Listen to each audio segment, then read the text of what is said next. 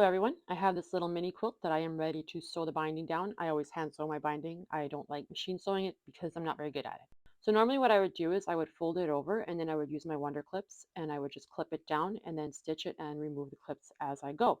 But I decided to try something different this time. I'm going to use some of my glue stick and see if this will work. I've seen other people use the Elmer's white glue, but I figured why wouldn't the glue stick work? And yes, it is purple, but that's fine. It dries clear and even so it's washable, so it'll wash out if I ever wash this. But it's just going to be hanging on my wall, so it's no big deal. So I just put a very thin layer of glue all along the outer edge, and I'm going to be doing my edges first and then my corners. And then I just took my iron and I ironed it down. And it didn't really want to stick at first, so I just did use a little bit of steam, and then it worked great. It stuck very nicely. So I just went around the whole edge of my little quilt and did all of my edges first, making sure that I tucked in all those loose little threads that were always hanging everywhere when you're working with cotton fabric. Anybody else always covered in thread after they're done sewing? Because I know I am. Let me know in the comments if you've ever tried using any type of glue to do this. I've seen it done with the Elmer's white glue, like I said, but I've never done it with a glue stick before. And I think I'm going to be doing all my binding like this because this worked so well. It made it so much easier later on.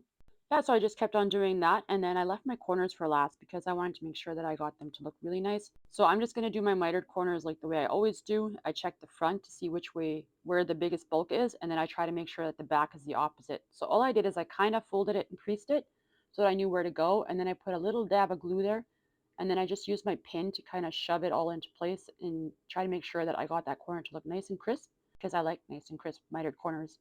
And then I just did the same thing. I put my iron on there and gave it a blast of steam, and it stuck perfectly.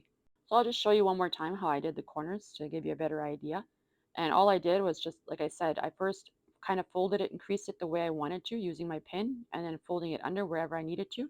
And then once I knew exactly how it was going to sit there, then I just lifted it up and put a little dab of glue there. You don't need a whole lot, just a little bit. And then just take your iron and heat set it, and it stuck very well. I didn't get around to hand stitching the binding down until a few days later, and it was still stuck on there. I'm guessing if you were just going to do this for like a little mini wall quilt, you probably wouldn't even need to sew the binding down.